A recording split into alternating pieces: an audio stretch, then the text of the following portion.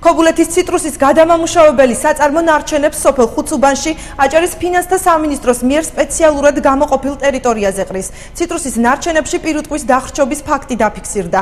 სპეციალისტის განცხადებით უკონტროლოდ დაყრილი ციტრუსი ბიომრავალფეროვნების თვალსაზრისითაც საზიანოა.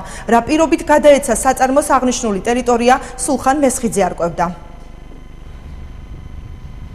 გადაუმუშავებელი და გადამუშავებული ციტრუსი სოფელ ხუცუბანში მდინარე კინტრიშის მიმდებარე ტერიტორიაზე ადგილობრივთა თქმით სისტემატურად იყრება.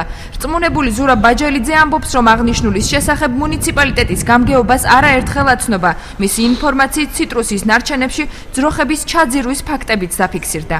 ჩვენთან არავინ არ მოსულა და არ შეთანხმებულა ჩვენს ტერიტორიაზე რაიმეს სახის სამუშაოები ჩატარდება, რომ ციტრუსის ნარჩენი დაყრილი იყო.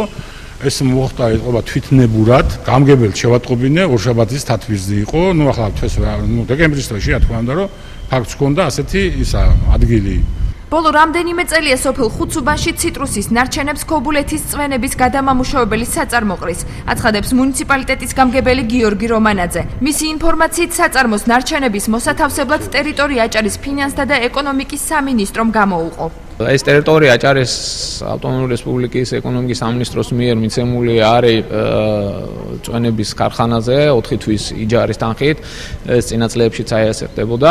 გადამუშავებულ მანდარინთან ერთად ტერიტორიაზე ნედლი პროდუქტიც დიდი რაოდენობითაა. გამგებელი გიორგი რომანაძე ამბობს, რომ რიგში მყოფ ფერმერებს დაზიანებული მანდარინის დაყრას იმავე ტერიტორიაზე საწარმოს მესვეურები ურჩევენ.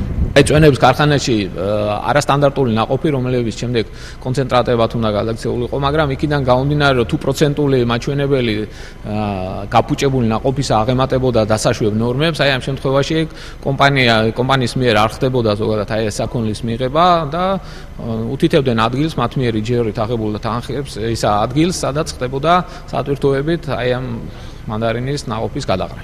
უკონტროლოდ დაყრილი ციტრუსი ბიომრავალფეროვნების თვალსაზრისით საზიანოა, ამბობს ბიოლოგიის მეცნიერებათა დოქტორი იზოლდა მაჭუტაძე. უკონტროლოდ დაყრილი ყველანაირი ორგანული მასა იქნება თუ რა ის რა თქმა უნდა ზიანს მოუტანს თვითონ ბიომრავალფეროვნებასაც, იქნება შემოწუხებელი სუნი, ჩაღვრა მდინარეში. უნდა გაკეთდეს ორმო საკომპოსტი, სადაც ის თვითონ ჩაიყრება და ზემოდან დაიყრება მიწა.